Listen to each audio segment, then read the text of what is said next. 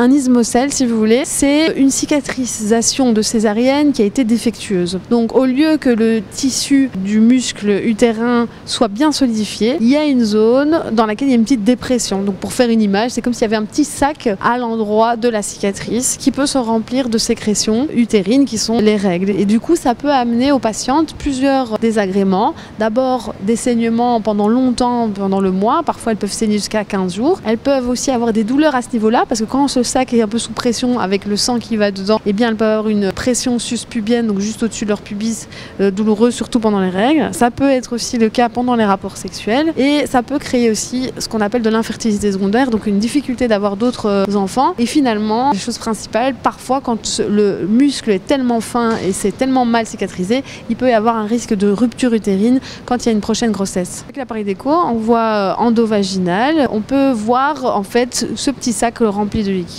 et en injectant simplement du liquide dans l'utérus, on voit ce sac se remplir et on peut mesurer que le muscle utérin est très fin à cet endroit-là. Par les douleurs pelviennes chroniques, ça peut amener aussi un problème de fertilité, ça peut amener aussi à des ruptures utérines et heureusement ça peut se réparer. Très peu la patiente, si vous voulez, qui va vraiment pouvoir choisir son type d'intervention, mais ce sera plutôt à elle de se confier au gynécologue et d'expliquer ce qu'elle a comme symptômes et sur base des symptômes, on verra s'il y a nécessité de faire une réfection, c'est-à-dire d'enlever complètement le morceau d'ismocèle et de refaire une suture, ou s'il s'agira simplement par les techniques d'hystéroscopie, donc par la voie interne, d'aplatir cette zone et de la coaguler simplement. Et donc principalement, on fera ce type d'intervention chez des patientes qui présentent des troubles du cycle incommodants ou des douleurs invalidantes, ou si le muscle utérin étant très très fin, on a peur que pour leur prochaine grossesse, elles aient une rupture utérine, donc on va les opérer avant qu'elles soient enceintes à nouveau. Bien sûr, il y a d'autres alternatives, simplement par exemple, il y a